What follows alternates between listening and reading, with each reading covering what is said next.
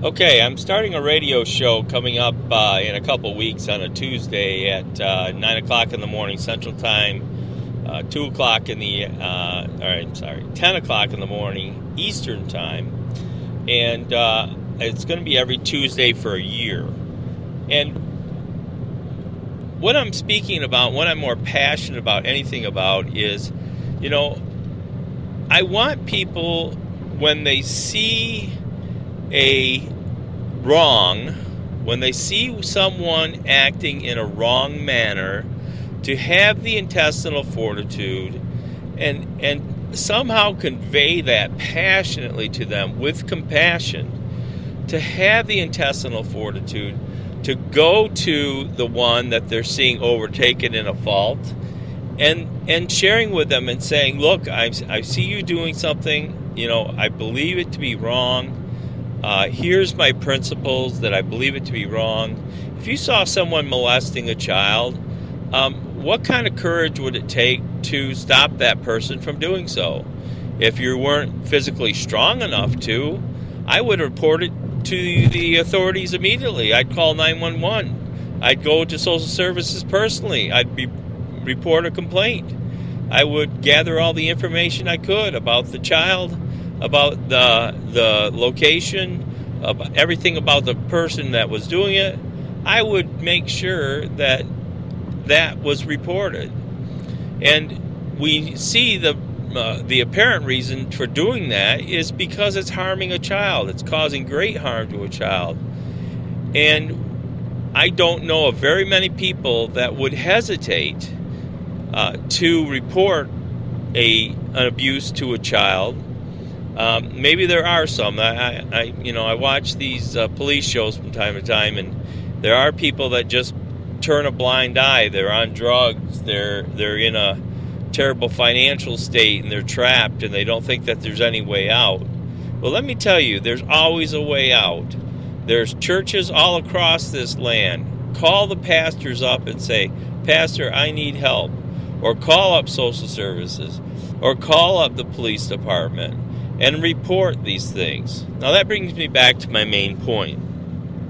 If you heard your neighbor being beaten by her husband or boyfriend, what would you do? I mean, there's commercials on TV about this where they say, well, are you just going to sit there and listen and do nothing? Or would you call the police about a disturbance? The police will let you report incidents that are taking place in an anonymous manner. You don't have to be, put on the record as the person reporting the disturbance. Most of the time, they do want you to identify yourself, but in some cases, they don't. I mean, in fact, they have anonymous tip lines that you can call.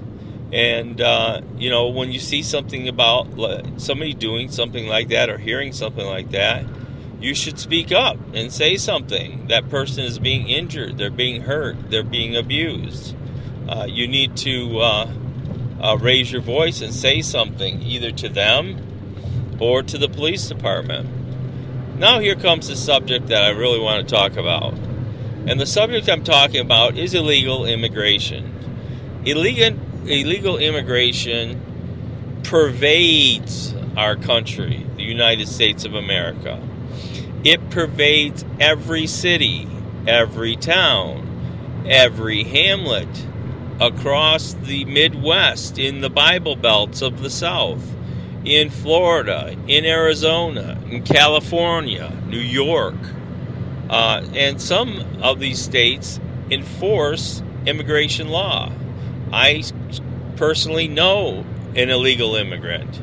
I have my own family story of an illegal immigrant, and they're processed through the courts and through being jailed and just all sorts of things, which I'll get to later. But illegal immigration is something that is winked at by people, by authorities, by police organizations. Now, don't get me wrong, some police organizations are very good at doing their job in enforcing the immigration laws. If they find somebody here who's either overstayed a visa or somebody here who has crossed the border illegally and entered into the country illegally, they will enforce the law. I heard recently of a ship coming in with many people, the sick or dying Chinese people coming into an eastern port, where the police found out about it and detained every one of them and sent them back. Same is happening in some locales in the United States with illegal immigrants, but the leadership of our country is now telling local governments and police forces that they don't need to enforce the immigration law and that it's okay to allow them to do whatever they want to do. So my major concern is that nobody's saying anything. Everybody's winking their eye. And there's two aspects to this. Now, everybody focuses on the illegal immigrant. And I understand that. They are the immediate problem. They are the person that's maybe taking a job from somebody else. They are the person who is, taxing our medical facilities. They are the person that is not paying tax and that is not, functioning as a contributing member of society. They are taking from our society and not giving anything back because they are off the grid. And the thing that most people aren't really looking at is the fact that these people are being employed. Okay? They are being employed. So who is employing these illegal immigrants? Well, let me tell you who's employing these illegal immigrants. Illegal employers. Crooked men and women who are employing illegal people to work for them. And this goes all the way from the housewife who brings in a lady to work for them and pays them little or nothing, makes them work long hours, and this goes to farmers who are hiring illegal aliens to come in and work and paying them a low wage, a very low wage, and enriching themselves and profiting off the backs and the sweat and the toil of these people who are here trying to make a living illegally. And people are seeing this. Public officials are seeing this. Police organizations are seeing this. Neighbors are seeing this. Walmart is seeing this. I'm not saying Walmart is employing illegal aliens, but let me tell you, Walmart has a little side business going on that not many people know about. And that little side business is that they have like a little money order store right in many of their stores, especially where there's high concentrations of illegal aliens. And they charge a fee to send money back to Mexico, wire money back to foreign countries, El Salvador and all these other states that these illegal aliens, at least from the south, are coming, or Cuba, or any number of countries that the illegals are coming from.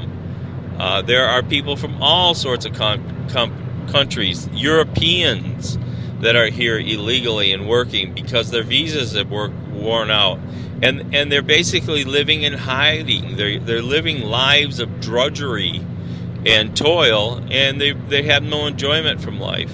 And I can understand the satisfaction maybe of sending money back to your family in another country who are impoverished, but I also know that in doing so, big corporations are profiting, and I would imagine to the tune of tens of thousands of dollars per store that is doing this on any given payday.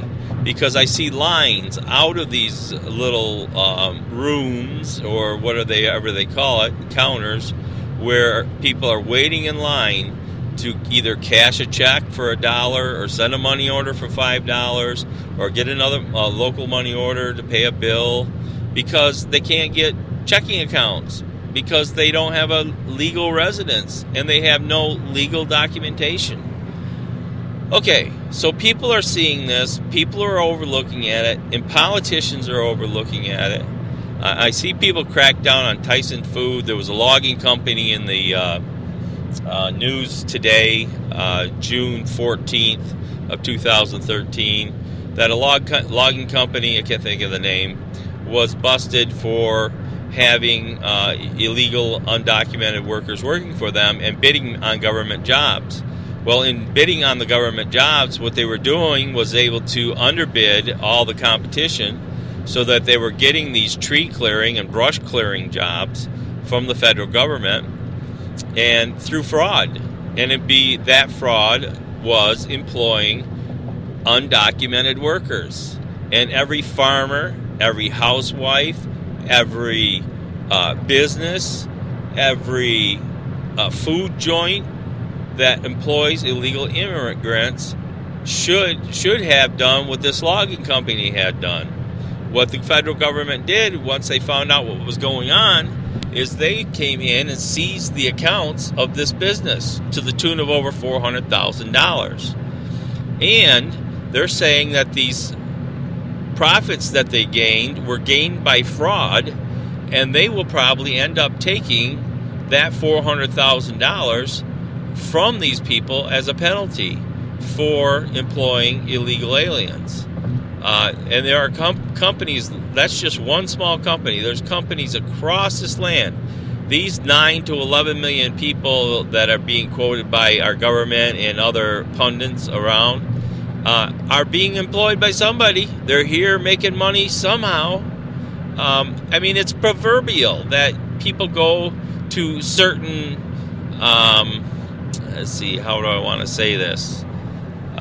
Certain housing supply places, large box stores who supply housing materials and remodeling materials, and that there's a line of people waiting there that they call quote-unquote day laborers who are undocumented.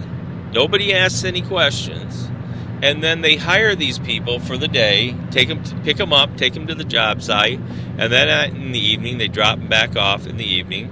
Now, you know, and they can do anything they want with these people. They can not pay them for their day's work. They can abuse them while they're on the work site. And they have no legal recourse because they are without, protection under our laws. If they go to the police and say that their wages weren't paid, what do you think will happen? They'll be arrested and deported. If they go and complain that they're being abused by their employer, what's going to happen? Nobody's going to listen to them because the only people they can complain to is their friends. Another thing is that I want to link the illegal immigration and employment by illegal employers is with slavery in the 1800s and prior in the United States and in England and across the world for that matter. The slaves that were bought and sold in the United States from our founding until the Emancipation Proclamation in, I believe, 1863, were held as property. And as property, they had no rights. They had no human rights. They had no legal rights. They had no OSHA laws protecting them in the workplace. They had no, protection from abuse. I mean, it was a proverb that, all of the mulatto children that were running around on these farms that were from white workers or the master's children because he was having sex with multiple of the slave girls and having children thereby. And basically they were children of rape. So,